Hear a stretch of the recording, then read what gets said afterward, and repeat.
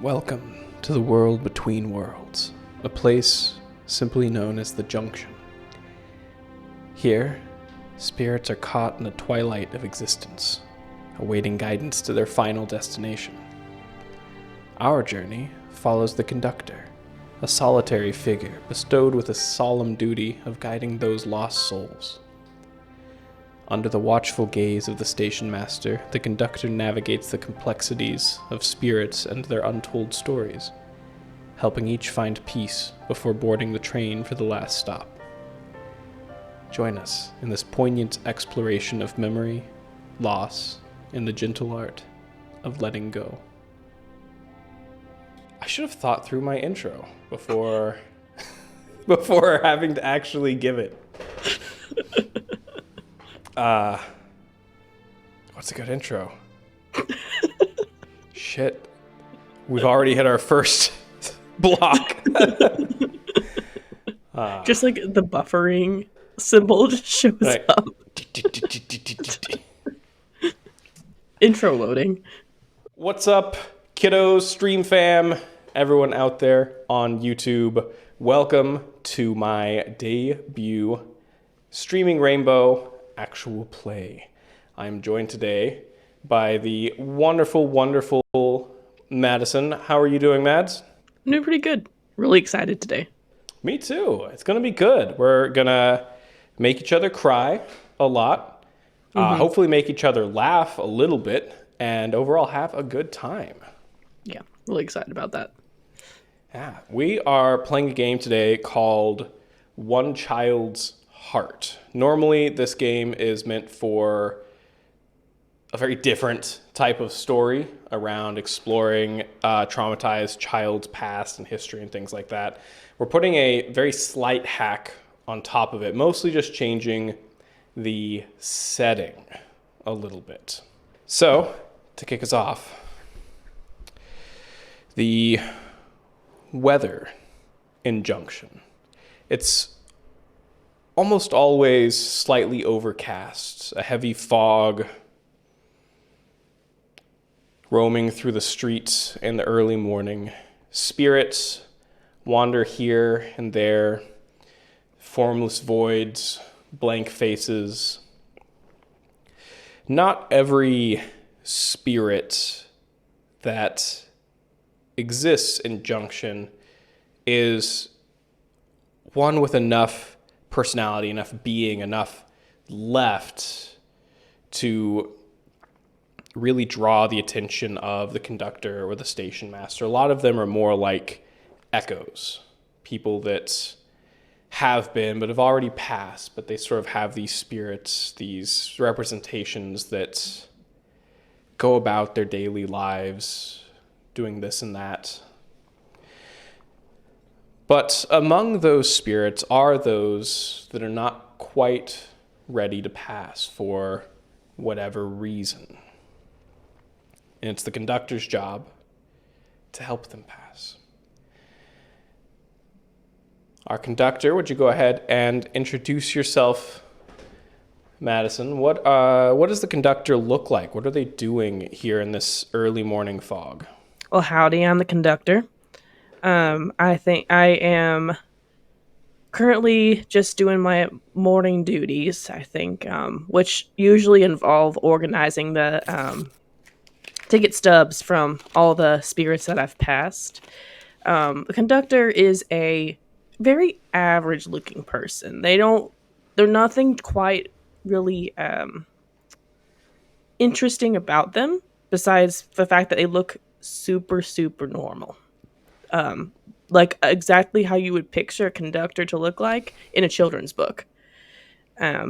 They are rather androgynous in feature. You can't really tell whether you look at them, what gender they may be, and they quite like it that way. They don't think it's a very important aspect about them in their job, so why does anyone need to know?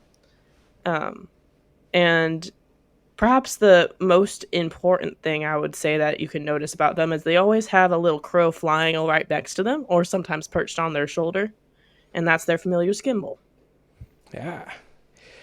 As you and Skimble are sort of organizing your stubs, maybe sweeping up the little house that you live in, you hear a sort of humming out the front door, sort of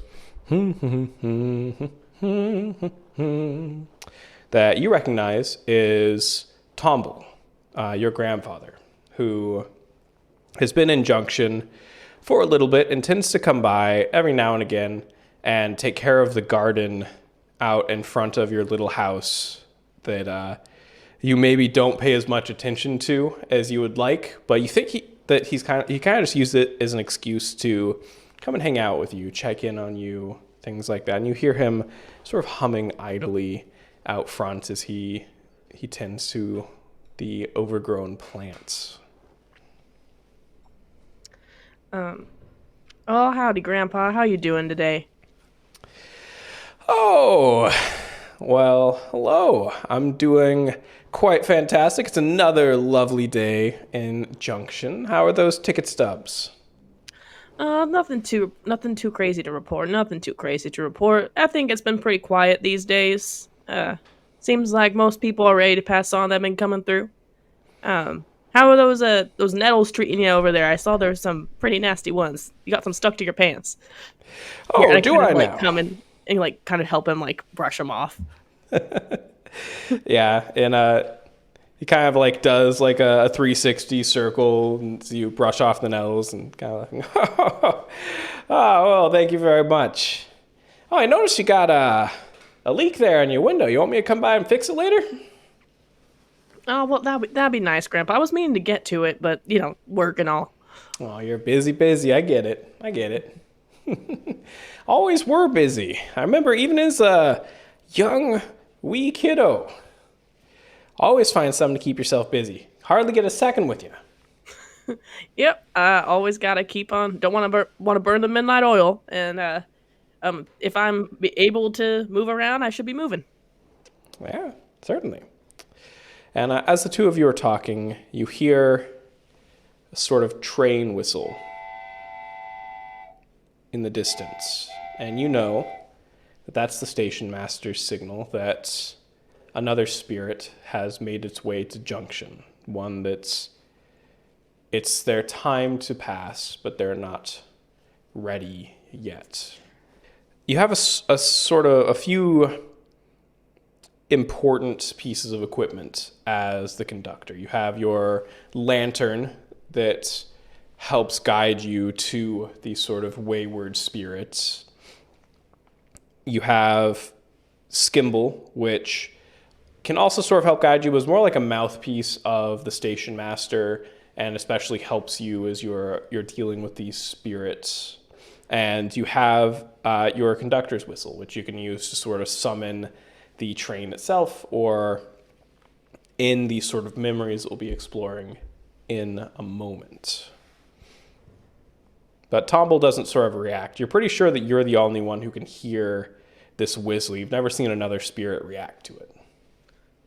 Just when I say it's quiet. Oh, you got someone showing up? Yep. I can hear the station master's call. I think that's my call. Gotta get going. That's a shame. I was hoping we could get some morning tea. Well, I'll see about going by the shop and getting some wood and fixing up this window here. It'll be good as new as soon as you get back. Well, thank you, Grandpa. Maybe we can get that morning tea another day, huh? I'll hold you to that.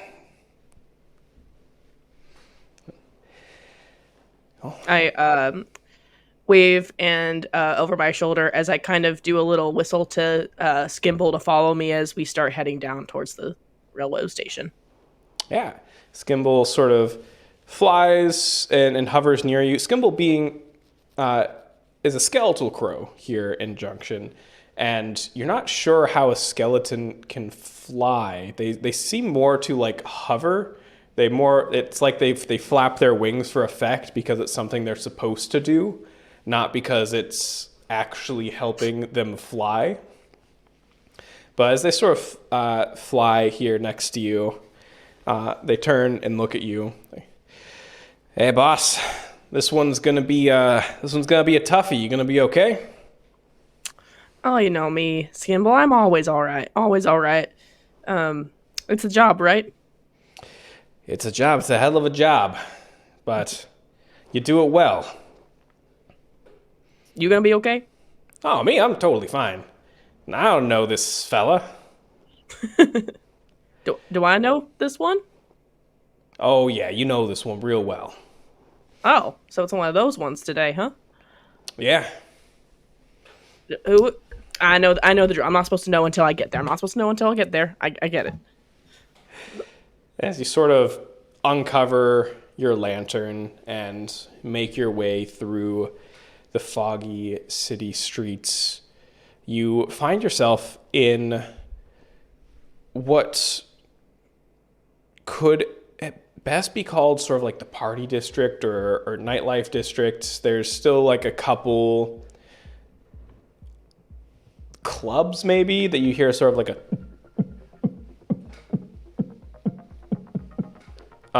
in the background, but at this point in the morning most of them have sort of shut down and people have filtered out. There's a few spirits in the street sort of meandering, very clearly intoxicated on some spirit beverage, but your lantern guides you deep into this district to a fairly small sort of apartment complex. It's a little rundown, obviously a little worse for the wear. And as you walk up to the apartment and read the names on the buzzers, you immediately know who you're here to see, as you recognize the name of your best friend from the real world. Ugh. It's about that time, ain't it? I ring the buzzer. You hit the buzzer for Briar. And after a few moments, you hear someone on the other end of the intercom. Hello? Briar, as I live and breathe. No shit! Yeah, it's me. It's me. It's you, really? Here? Yeah, it's me. It's here. How about you let an old friend? Of course, yeah. And you hear the bzzz as the door opens up to let you into this apartment. Sort of like in the middle, like the worst place for an apartment to be, in the middle of this apartment block. Briar was never one to put work first. They're always more about friends, social time, things like that. And all of their money tended to go towards hanging out with people, drinking, going out on the town, things like that. And they lived very sort of meager lives outside of that when they were actually at home. So you and Skimble make your way up, the doors opened, and Briar immediately pulls you into a big hug. Briar is like somewhere between like a gym bro and a frat bro. Like, he's an absolute block of muscle as he pulls you into one of the most tender hugs you've had, and certainly the most tender hug you've had in a very long time, as you kind of take this moment and embrace.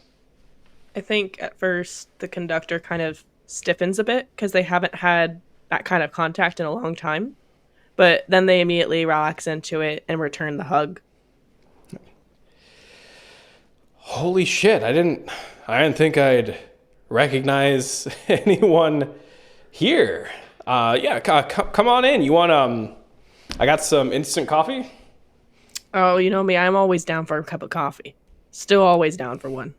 Good. And you and Skimble sort of walk in the apartment. Inside is sort of, it's like bottom shelf IKEA furniture. It's like the bare minimum to not be a sad boy apartment. Like, he's got a bed frame, he's got a couch, he's got an entertainment center that's like absolutely fire.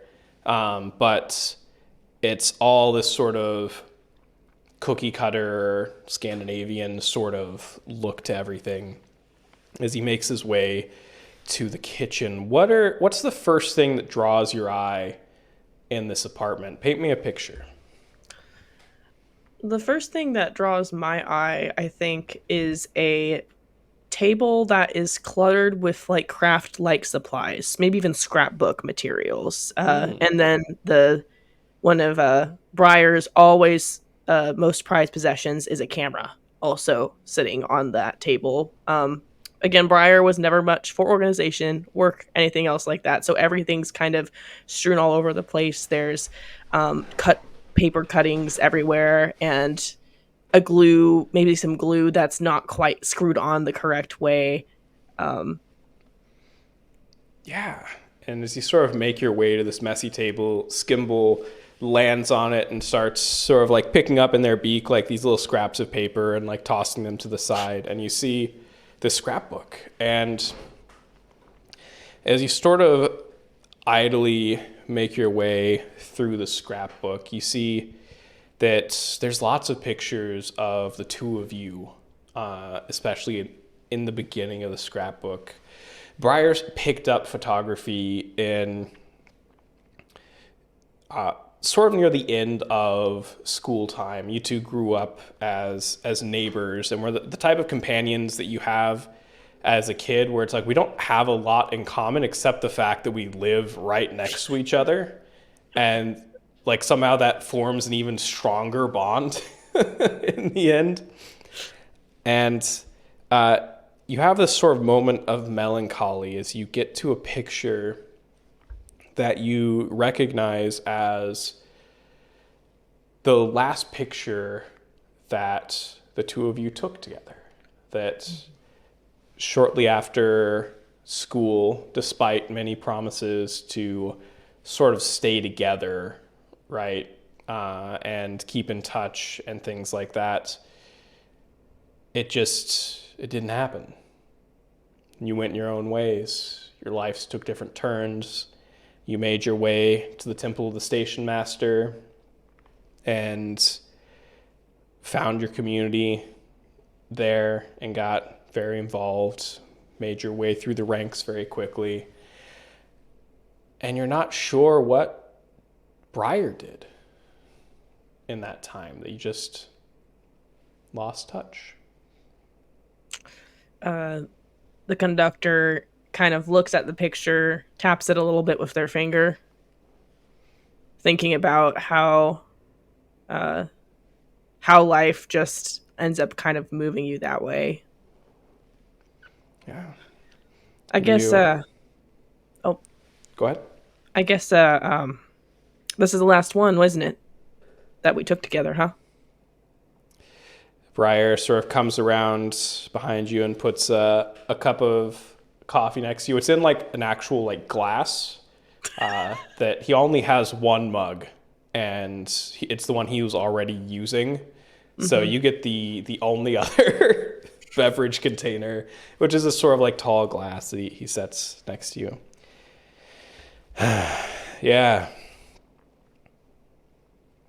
That was the last one. It's a shame. I always intended to. I mean, I planned to, come visit you at the temple or write to you or. I mean, I missed you like hell the whole time. Yeah. I mean, I think I plan the same. It's another thing that's one thing we could have in common, right? We don't talk enough. No. You always think there's going to be more time. No. Tell me more about that. Yeah. And he sort of pulls up a chair next to you and goes through the next couple pages, and you see a life. You see a person who lived a wonderful, happy life without you. One that you see new friends. You see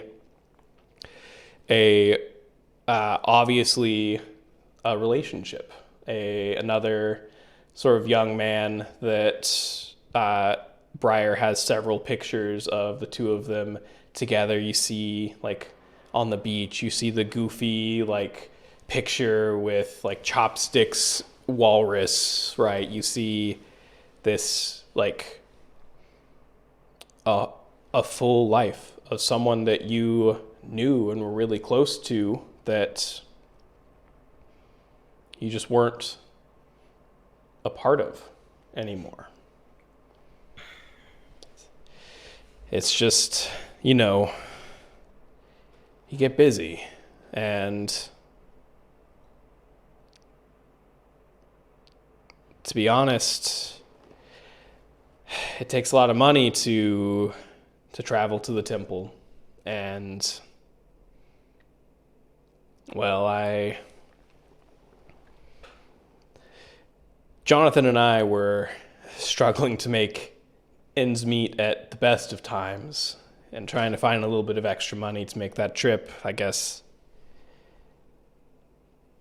I couldn't, or I didn't. I'm not sure. The conductor kind of just gives him a smile and says, "Tell me more about Jonathan." You see a twinkle in his eyes. His whole face sort of brightens up. Oh, Jonathan. I wish you could have met him. He was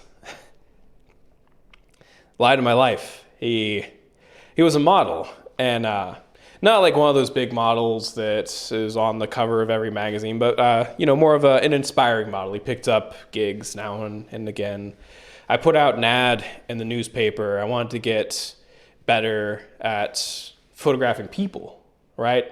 I'd done plenty of landscapes and nature and things like that, very beautiful, but I wanted to add a more human element. And taking pictures, modeling gigs, that pays a lot better, honestly. And Jonathan answered. We had a lovely time. We did the photo shoot. It turned out beautifully. It felt like no matter where I shot from, what he was doing, he just looked perfect. The camera loved him. And, before long, I did too. Maybe it was unprofessional of me to date a client, a model, but I reached out. We went on a few dates. We got food together, coffee together, went to the clubs, the bars, and, the rest is history. I was going to marry him before just sort of vaguely gestures around its junction.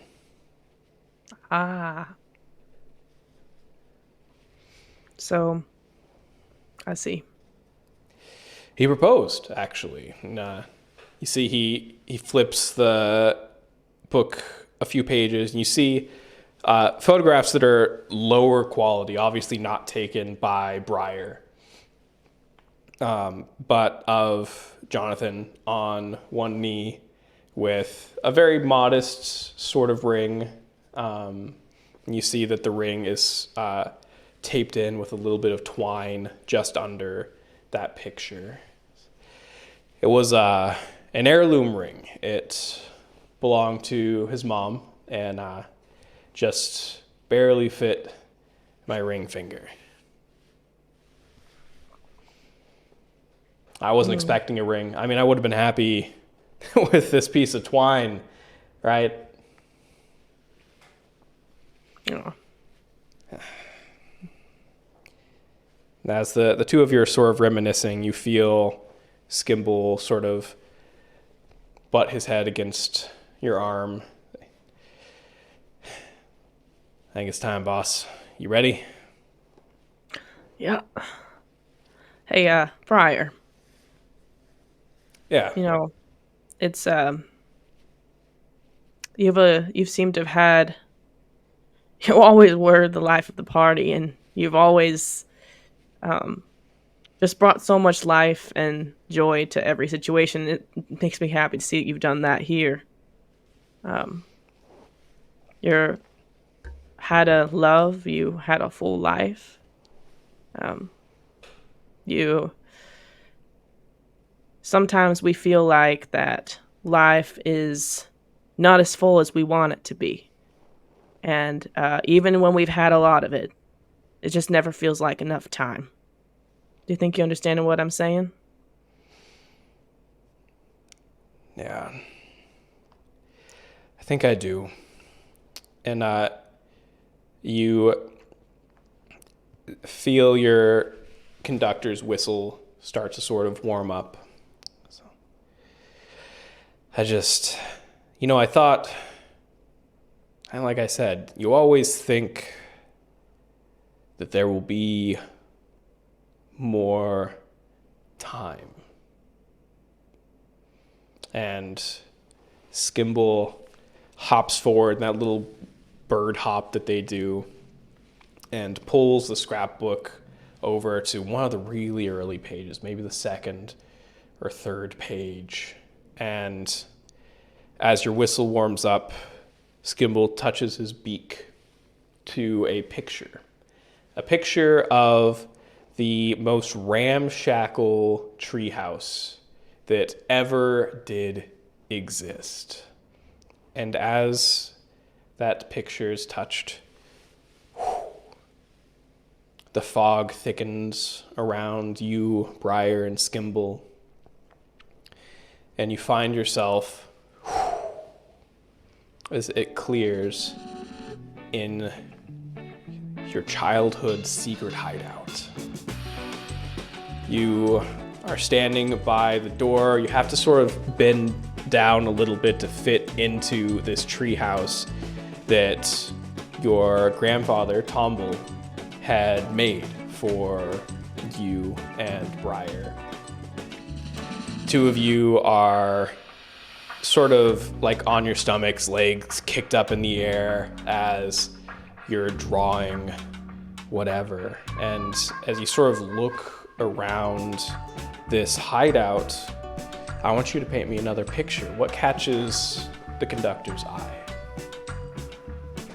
I think that they would have divided the clubhouse by side. So one side is Briar's and one side is the conductor's. And the conductor's is very neat, orderly, all like everything. There's some books there, some drawing things that kids would have, just like maybe a Rubik's Cube, something like that, a little puzzle game or something. And then Briar's side is just kind of like his home in Junction, just a complete blowout. There's like things stuck on the floor. He keeps everything.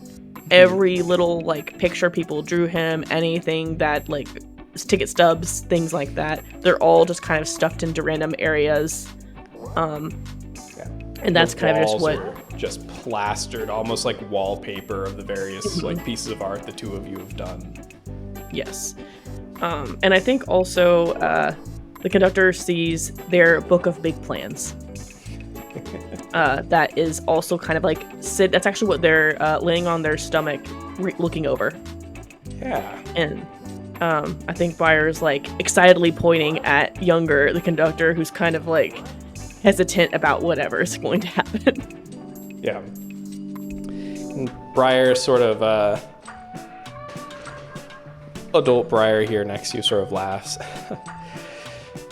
You always were so organized. You had all of these plans. You knew what you were going to do, where you were going to go. I felt inadequate next to you a lot of the time. Just like you had things figured out, and I was just flying by the seat of my pants, doing the best I could. Nah.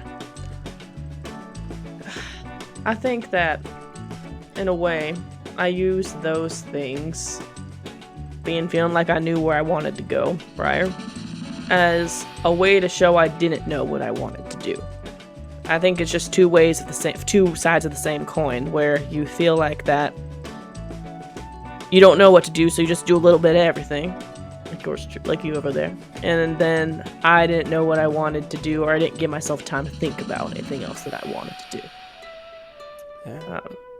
Yeah. You were never inadequate. I think we're going to introduce the main mechanic here of One Child's Heart, which is the approach roll. So the approach roll, you roll based on sort of how you approach the decision, the memory, the person here. And so as we explore these memories, the conductor, Madison, is going to make a roll to help the spirit sort of interpret these memories or think through them in a different, hopefully more comforting way, to sort of bring them a sense of closure. And different spirits are going to have different sort of difficulties on their roll. And this first spirit, Briar, being the conductor's best friend, is going to have a really low difficulty. We're only looking at a threshold of about 10 right now. So let's sort out your approach. Do you think you're approaching with mind or heart? Oh, heart for sure. Heart for sure. Do you think that any of your skills apply to this role? I think we're in a big reflecting period. So since we're looking back in the past, I would argue that reflection would be an appropriate add to this role. Yeah. Especially because Briar himself was saying, I used to be like this and you were like this. This is more of a stretch, but I was feeling that dedicated might be good too, because I've been taking the time he needs to kind of warm up, but it's still a little bit of a stretch. This is probably what I'd be doing normally. Yeah. Yeah.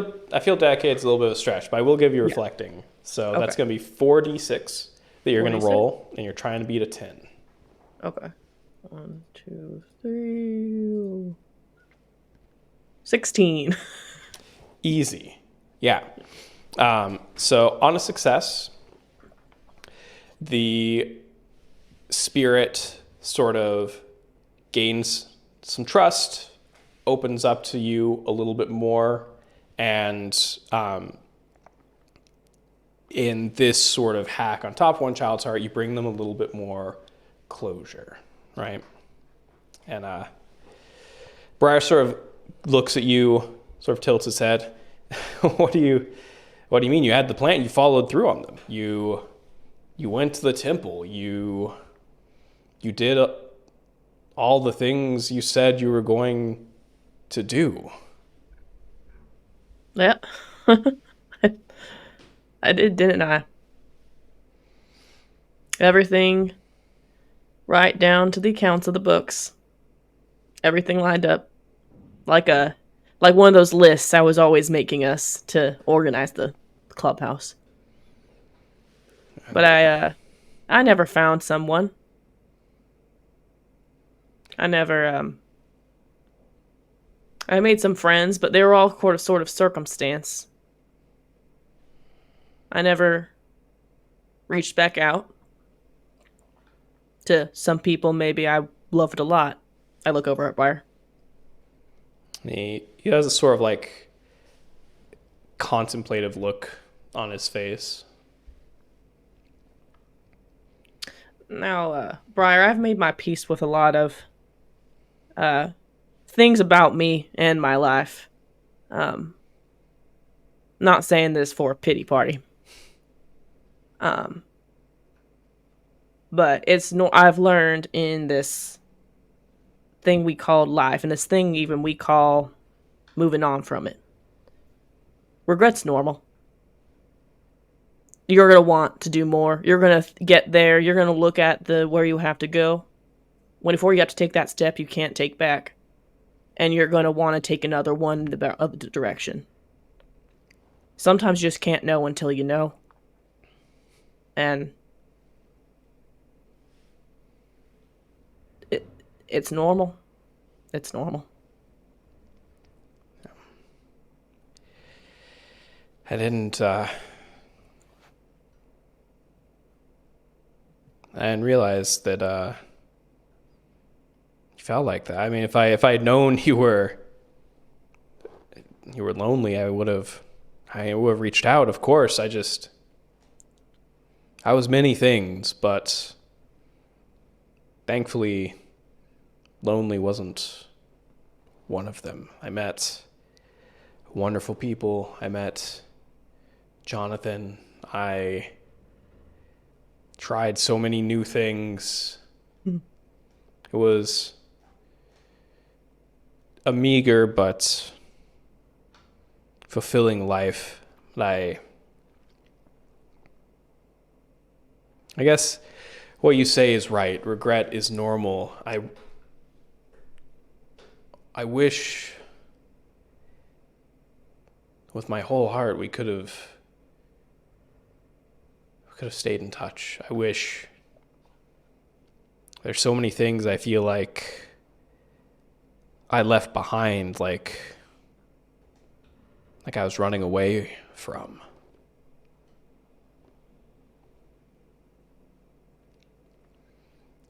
You feel your conductor's whistle sort of warm up again as the fog swirls around you and clears. And you find yourself, this is sort of just post-schooling when you and Briar moved to separate cities, and it's you had come to visit Briar in his apartment that looks exactly like the one here in Junction. You don't know if that's a trick of your memory or whatnot, or if it's just that's how he built his house in Junction. You're not exactly sure how a lot of these spirit things work, but you find yourself in this apartment, but things are different. Things are even more in disarray. You see a lot of the crafts are sort of thrown to the floor, and you feel this pang in your heart of sort of pain and guilt as you recognize this moment. This was one of the biggest arguments that you and Briar had. It wasn't the last time you saw each other, thankfully, but you definitely identify this moment as the moment that you realized the two of you were sort of not as close as you were before. That your life had gone in sort of these different directions. What was the argument about? And this was after we had already moved, right? Already changed schools? Or was it, we're about ready to... So this was after you had sort of initially went to the temple. You were an apprentice, but you hadn't fully dedicated yourself to the temple yet. You still had time to sort of travel and explore and things like that. And Briar had moved on to a different city to try and make it as a photographer. I think the argument comes up because the conductor is thinking about dedicating themselves. They're gonna go and fully do it. And I think Briar maybe had been hoping that it was just a thing and they'd move back to the city. Yeah. And the argument sort of starts, I think, because Briar's just starting acting a little bit weird, and the conductor's like, what's going on? Like, where I thought you'd be happy for me, you know? And then they just start kind of arguing about that. Yeah. And Briar looks up after having thrown his scrapbook and various papers and pictures to the ground from the table. Just like that, huh? It's like I don't even fucking matter to you, right? Like, I thought... I'm sorry. I thought we were best friends, okay? I thought that, you know, you and your stupid fucking plans, right? Because you wrote it down on a list when you were 7 years old, now you have to live your whole life like that? I'm sorry, but this is not about you. I mean, it's not that it was... Oh, of course. It's never about me, is it? It's always about you. No, You gotta follow your plan. No, why does this have anything to do with you being my best friend? And why does that have to change? Why does it have to change when I move across? Why does it have to change when I move? Why does everything have to change with you? Why does everything have to stay the same? just because I made plans and I'm following them doesn't mean that I'm abandoning you. And also, just because maybe you never made plans means I should have to stick around with you. I think the memory here sort of like slows down for a moment as Briar like is a deep scarlet red of just shame. The spirit of Briar here next to you. So, well, I guess we were both wrong. Huh. It really did change things. You dedicating yourself to the temple. And I get it. I know you're going to live your life. And I don't even think what you did is wrong. But it was like I was missing you in this argument. I wasn't mad at you. I was sad because I knew that once you dedicated yourself to the temple, everything would change. And I was scared that I wouldn't see you again. And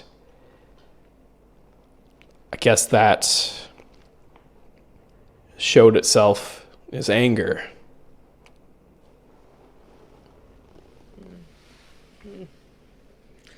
The conductor is relatively used to reliving maybe painful memories, and they've had a lot of time here, so they've made a lot of peace, like they've said, with their mistakes they've made.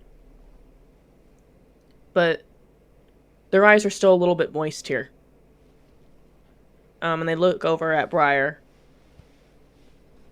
I don't know. Think you were right. You were right. You didn't see me again. And this is an area I think I was wrong. I'm sorry. I didn't listen to what you were feeling. I know how I said in the back when we were over in when we were kids, I said that I never found anybody, never really connected as much. When you apologized, saying that you should have reached out, but you misunderstood. I didn't realize that until I had my time, and it was my time to take the last stop. I didn't realize that until I got there. Dedicating my life to something where you think that maybe would have been a little bit more on my mind, right?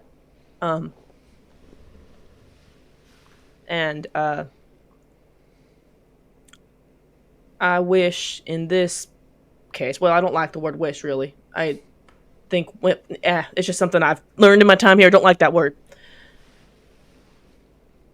But there's not really other one, so I'll say it.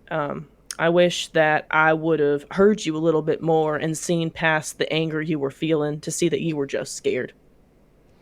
Yeah. Let's go ahead and make our approach roll here. Okay. This feels, again, like heart.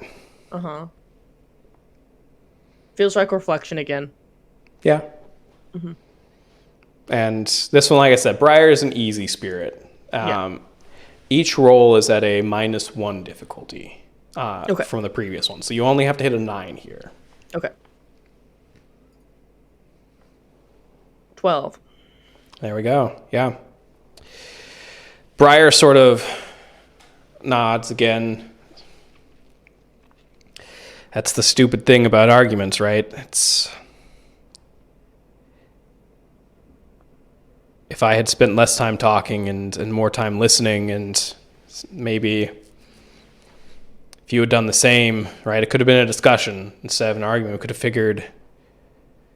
figured something out. We could have, I don't know what life would have looked like, and I guess it's too late to figure it out now, but I'm glad I got to see you here.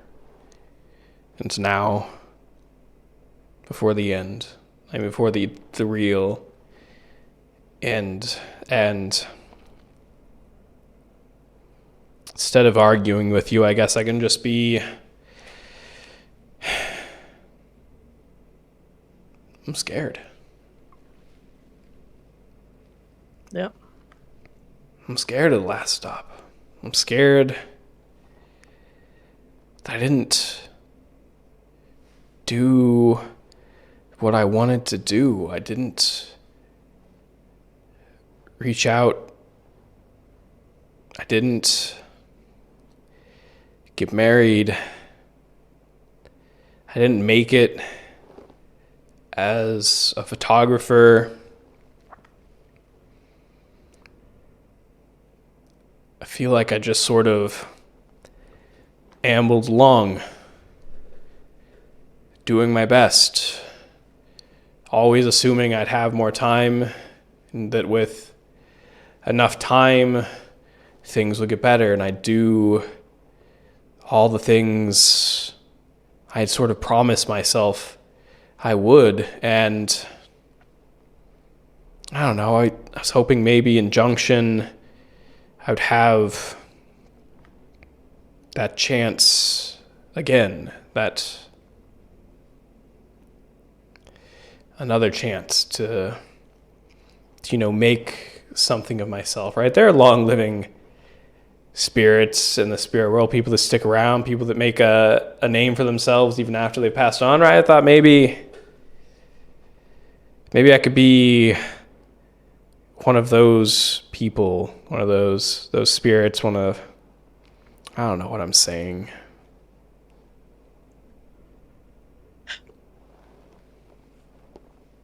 Yeah. A lot of people come and go here. A lot of people with the same fears as you. I've talked to a lot of them, and I will say the number one thing I hear is what you're saying right now. Wish they had more time. They didn't feel like they did everything they didn't, but I feel like people, sometimes when they get close to the end, when they really see it, they forget what they did do. They forget the things that they did do. Because they're always thinking, because when they were living, they were always thinking what they were going to do. They never were living in the moment. They never lived and saw what they actually did. So if you would oblige me, I'd like to show you what you did do. And I think and just to pause for a second, if you don't want this to happen, let me know. Yeah. But the conductor's whistle kind of glows a little bit again. And then I think with a flap of Skimble's wings, a bunch of memories just start like flashing past. We see Briar.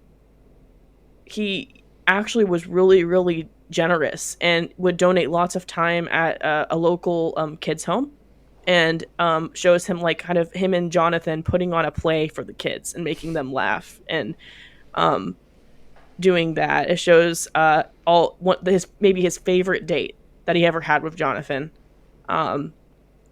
It shows all those types of really good and wholesome memories of all the things he did that left an impact on so many people. People he didn't even, and I think, we always think about in life where we want to think about how did we actually leave an impact on somebody. He sees people he didn't even think thought about him, and how much they think about him now. Yeah, we see like one of the kids that watched the play go on and like get into a theater school and start putting on bigger plays and like really make a name for themselves. You see like Jonathan excitedly writing a letter back to his parents talking about how he finally found someone that makes him feel whole, right? And like all these people that Briar has had such a positive impact on. And So, yeah.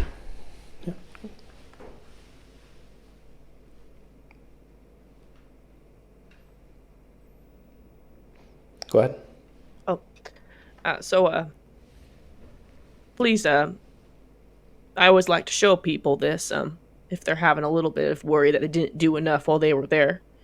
Even if I'm not saying that it's that you did everything you wanted to do. I can't take that. I can't help with that. I can't.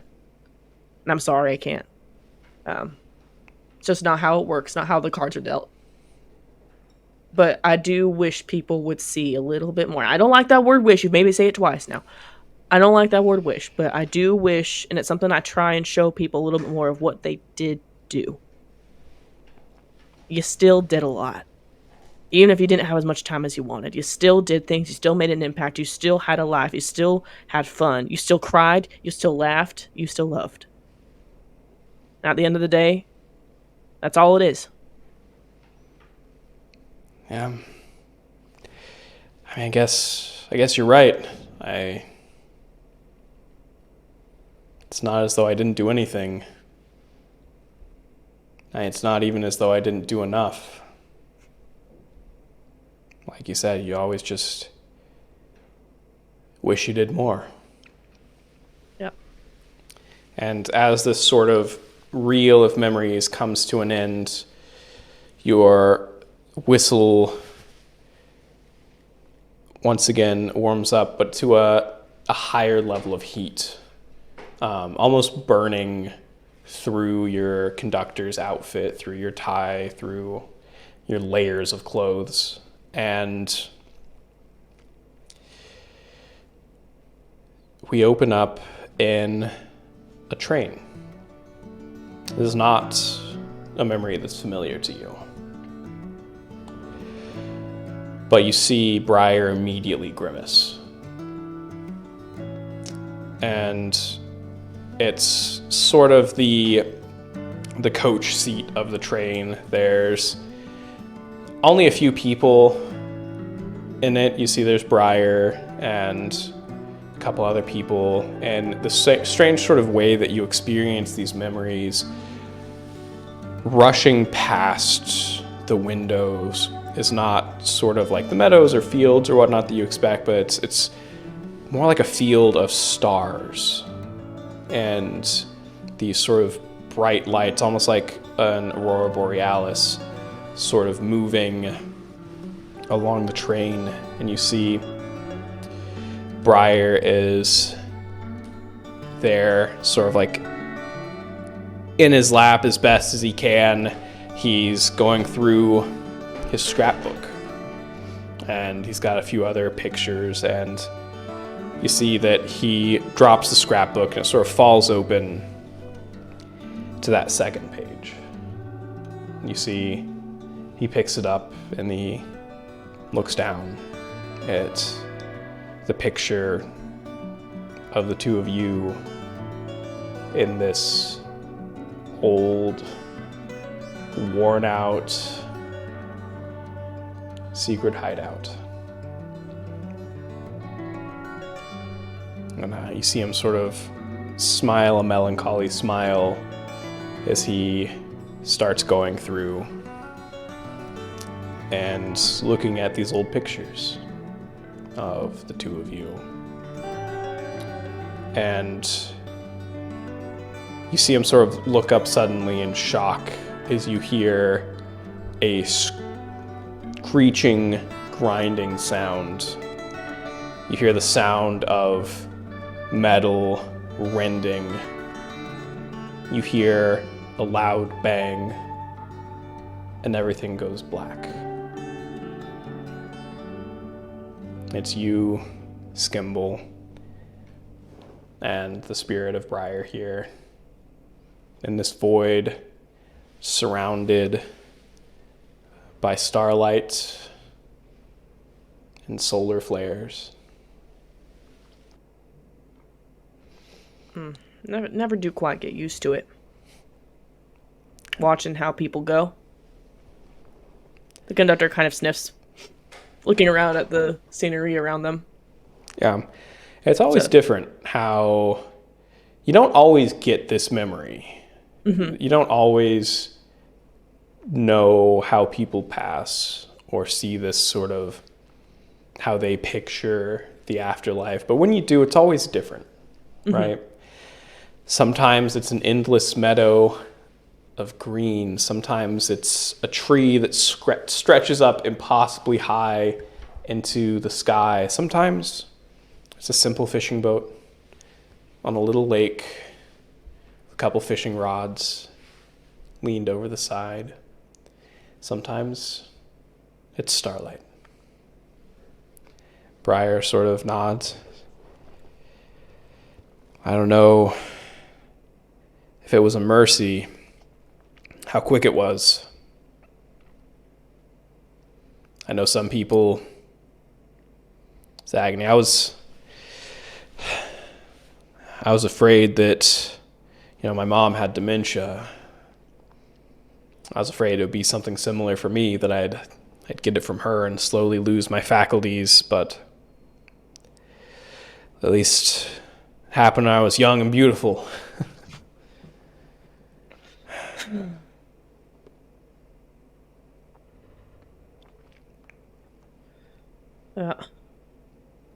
You just never know, do you?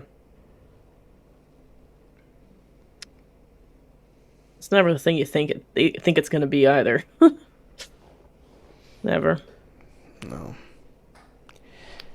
Let's go ahead and make our final approach roll here for Briar. Okay. I feel like still heart feels pretty good, and reflection still feels pretty good for this. Yeah. What do you think?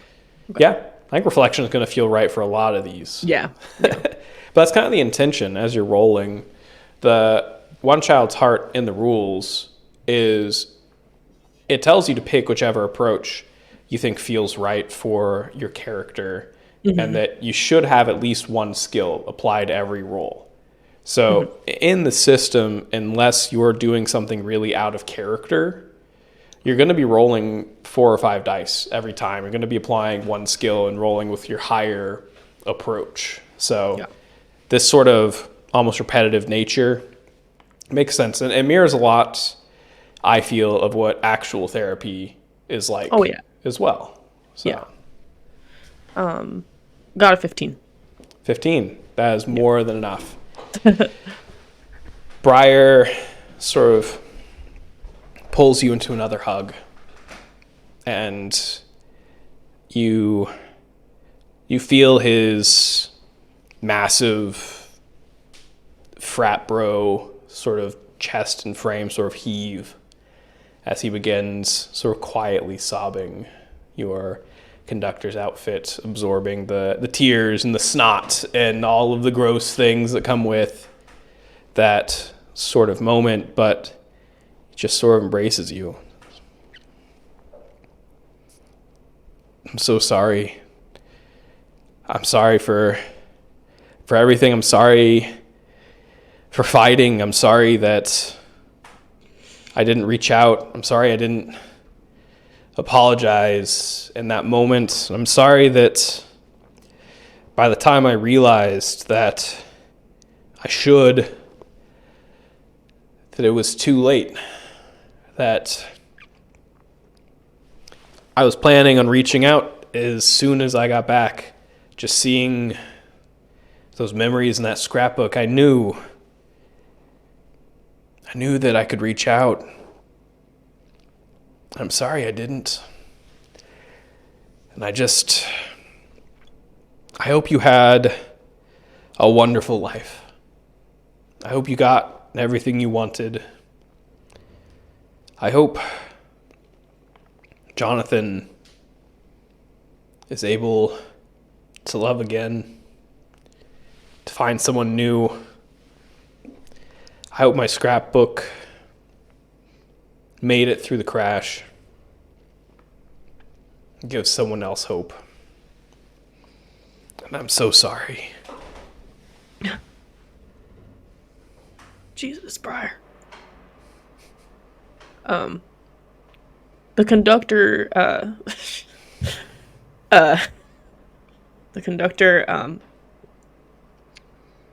doesn't usually get emotional anymore.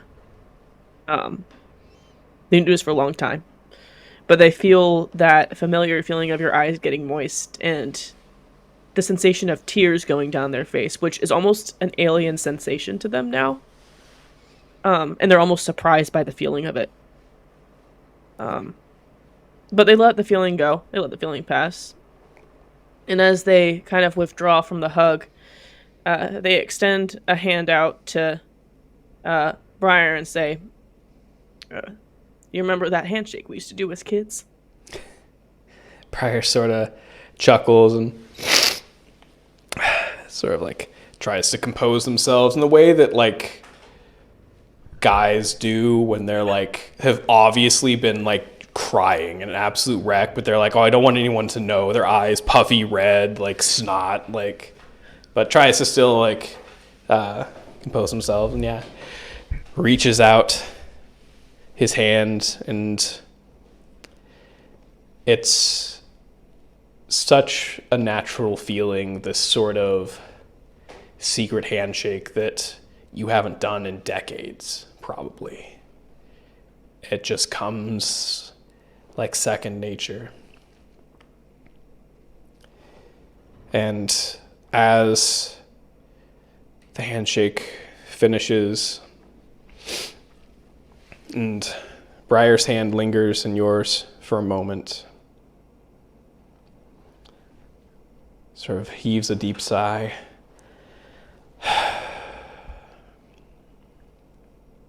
Well,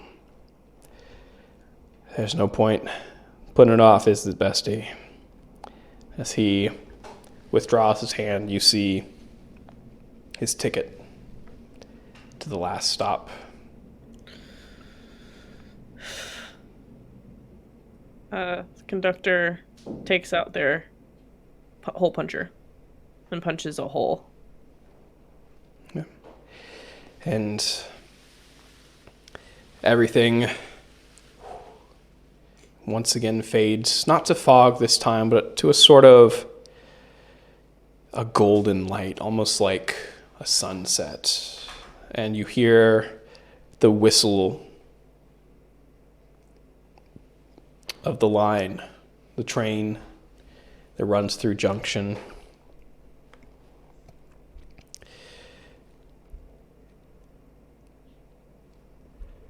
You make your way as Briar's apartment sort of comes back into view through this golden light. Two of you make your way to the train station. The line is almost your personal train car. There are a few trains that run on this track, and most spirits will find their way to the train by themselves and make their way to the last stop one way or another. But for those particularly frightened or difficult spirits, you take them hand in hand on your train car and make sure they aren't alone in this moment. And Briar grits his teeth as you approach the train station. Obviously, the last time he went on a train, it didn't end very well, but with some coaxing and some help from you, two of you get on the train. I think when he's nervous, the conductor goes, "Hey, think about it, that it's like, you remember that kind of like spaceship thing we went to as a kid? We were kids, that little museum. We were in that little simulator thing, and we thought it was so cool. It's like that. It's like that. It's not a train. It's like that. All right." Yeah. It's different. It's not like a spirit train run by my best friend is going to derail.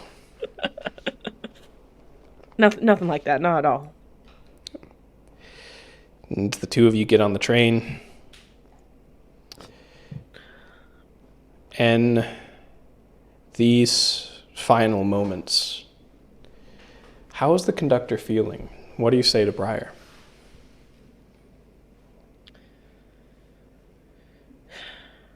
The conductor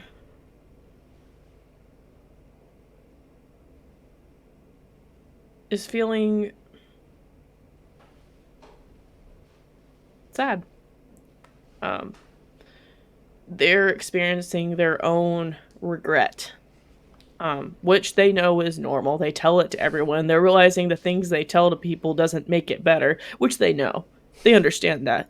It's not meant to make them better. It's just meant for them to realize it and to feel not so alone in that. But they are wondering why they didn't reach out to Briar sooner.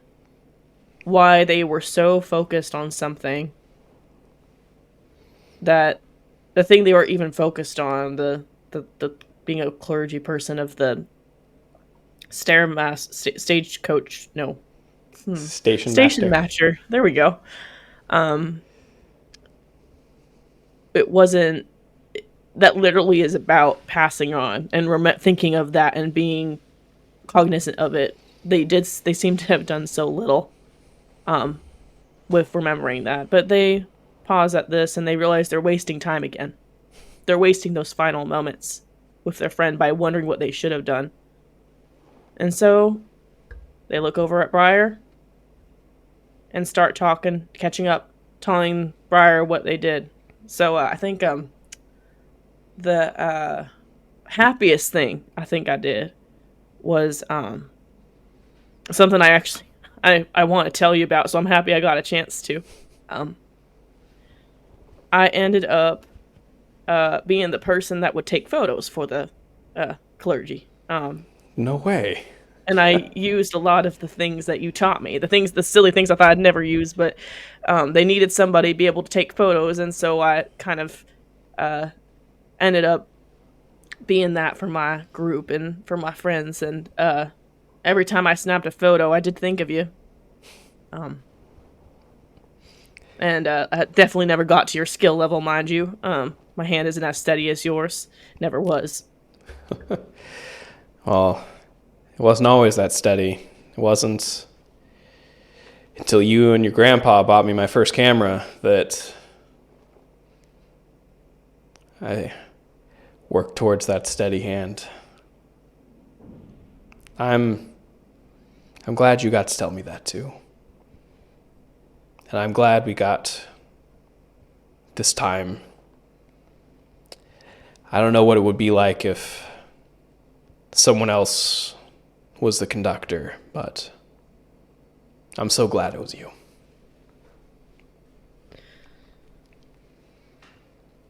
You hear the steam release of the brakes. The train doors open up. You can't see what's past the train doors. To you, it just looks, again, like nothing. Sometimes like stars, sometimes like a meadow. But you know, as soon as Briar walks through those doors, that you'll never see him again. This is your very last moment with your best friend. The conductor knows that they shouldn't do anything to make this harder. Their own emotions don't matter, though they are struggling more than they thought they would.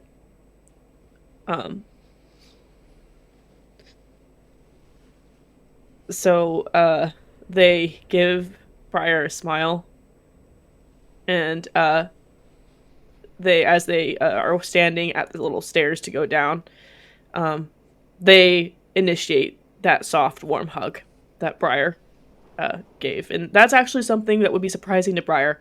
The conductor was never a very touchy person. They never really... Briar always initiated the hugs, anything like that. Yeah. And you feel Briar just sort of melt into that hug. And for a moment, he's not a man. He's not a pile of muscle. But for a moment, he's a small boy. Hanging out with his best friend in their secret clubhouse.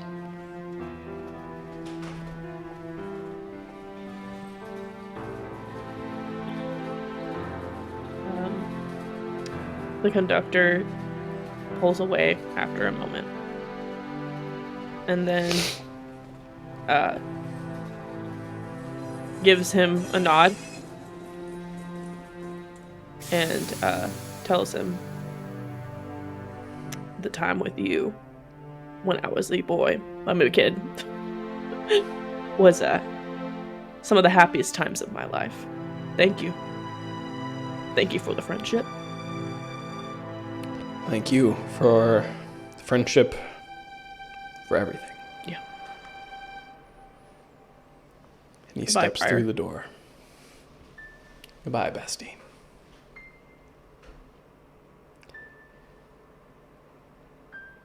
He steps through. He turns to Starlight as the doors close, leaving you and Skimble on the ride back to Junction. Where's the conductor's head at right now? I think the conductor clears their throat. And Skimble's definitely eyeing the conductor. Skimble has never seen the conductor get kind of that emotional.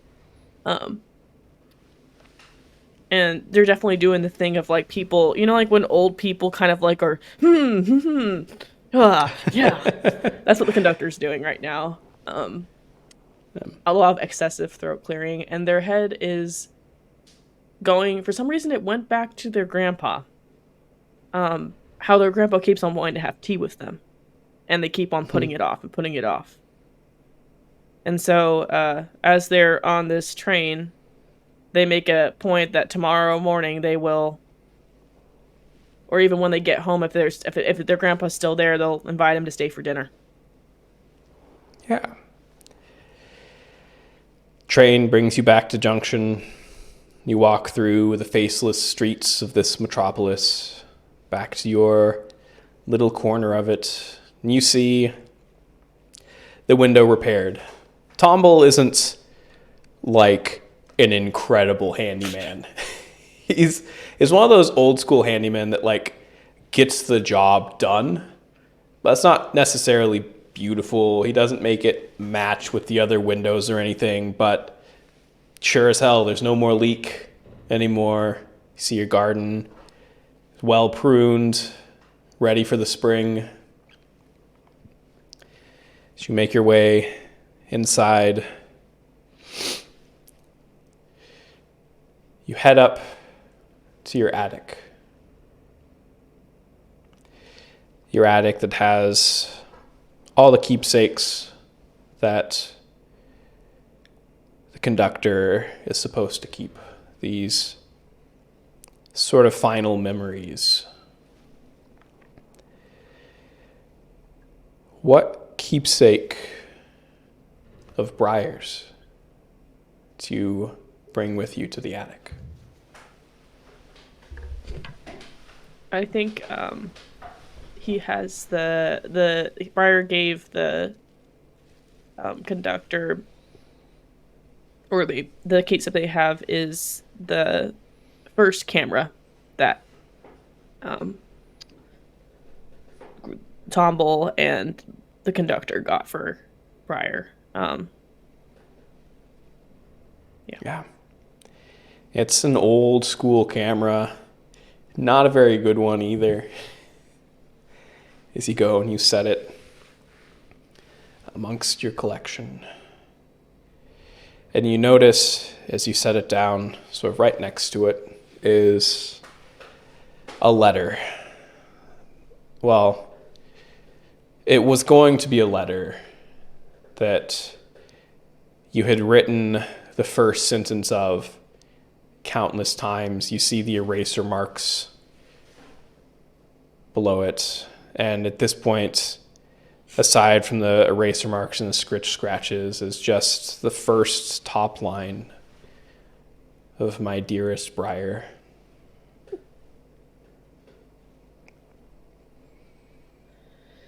The conductor has kind of like when you're beginning to cry, but you hold it back, and like clears the throat, but they don't get rid of the note. Yeah. They leave it there. Yeah. Actually, no, they take the letter and they tuck it in their coat pocket. And keep it close. Yeah. The rest of the afternoon and evening is spent, thankfully, mostly with peace and quiet as you tend to things around the house. Skimble giving you some space, but as the evening sort of rolls around and you start up the fireplace, Skimble joins you. That was a bit different, huh, boss? Yeah. You say that again, Skimble. I thought I wouldn't. I didn't think I would. I thought I would be fine for that. That's all right. Station master ain't got no laws against crying. That's true. That's true. I think I'm more worried. I'm not even worried about that. I think I'm more surprised that. I don't know why I'm surprised, actually. I don't know why I'm surprised that, of course, it would mean a lot to me that my friend passing on and me having to be the one to do it would probably get to me a little bit. I guess I didn't expect to be thinking so much about my own life now. I thought I was past that. I mean, in a sort of physical sense, yeah. But I mean, you lived a good life, right? I just parrot all the stuff you told your friend. Back to you, right? You lived a good life. I don't have a whistle that can show you all the good things you did, but, you know, you do good stuff, boss. Yeah. I'm fully understanding that the regret is normal, and I know that I did do things. I think I just, wasn't expecting to have to remind myself that. Yeah. Well, let's get some rest. We'll see what the station master has for us next. All right, Skimble. And the scene fades out as we help our first spirit pass on. You doing all right, Mads? Okay, I was like, okay, we're gonna cry, hee hee. Probably not till, like, the last, like, episode. No, I was full on crying during, like, the speech. And I will tell you, Bastion, that, like, one of my other friends, I'm pretty close to, he's moving away, now. And, so, like, this was just, like, I was like, oh, this is hitting home. Jeez. I'm sorry. Oh, no. It's good. It's, like, all the things that I'm worried about. But also know that, like, if it happens, it happens. And I also had another friend where this did happen, and I'm like, oh, God. It's, this was good. This was really good. And hard, but it was good. I'm really excited about this. Yeah. Yeah. It's only going to get worse from here. I love that. This was the softball intro. Gosh, can I curse here? I'm pretty sure I can, right? Yeah, you're allowed to curse. Okay. Yeah. Because, like, holy shit, I'm, like, unprepared for how bad it's gonna get. Well, You thought you were prepared. Yeah, I thought I was prepared, and then all of a sudden I'm, like, literal actual tears going down my face during that. Yeah, you and me both. Yeah. But it's good. It's yeah. It's a sort of catharsis. And I think for our viewers, normally we do our sort of ending here, and I want to take a moment at the end of each of these spirits to do a little bit of aftercare and make sure that everyone's heads are screwed on and everyone's feeling good, because we're gonna be dealing with some heavy stuff, and in tabletops, I want to create a place where it's safe to deal with heavy subjects. But to do that, you need a warm up and need a cool down, right? And so I need to make sure that we're making space for this cool down. Man, Briar, poor guy. Briar, all these spirits are going to pull on my own experiences, of course, and Briar is based pretty heavily on a friend of mine that I care very deeply for, that I recently, very thankfully, have started to reconnect with. And I'm very happy that we have. So, I mean, for our viewers, maybe take this moment to think about someone that you have fallen out of touch with, that you haven't talked to for a bit, and reach out to them. It's so easy to be like, oh, it's been too long since I reached out. It'd be awkward if I reached out now. But if you flipped the script and you had that friend reach out to you, would you think it's crazy or weird or awkward? No, just reach out. Be like, hey, holy shit, it's been 10 years. What have you been up to? Are you engaged? How's your scrapbook, right?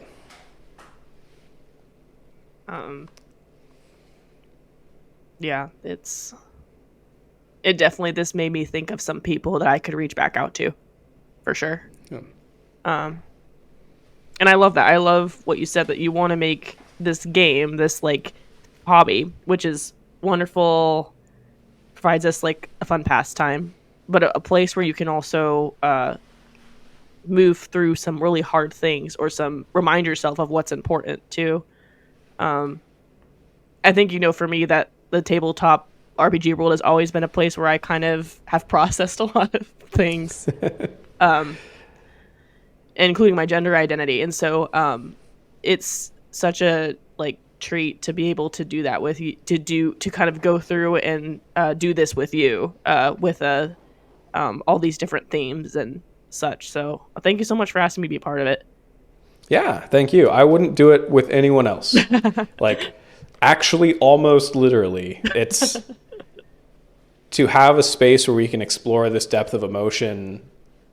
There are very few people that I would be comfortable doing that with, and even fewer that I'd be comfortable doing it in an actual play that's going to go on YouTube for people to watch. And I had an absolute blast. I'm glad you did.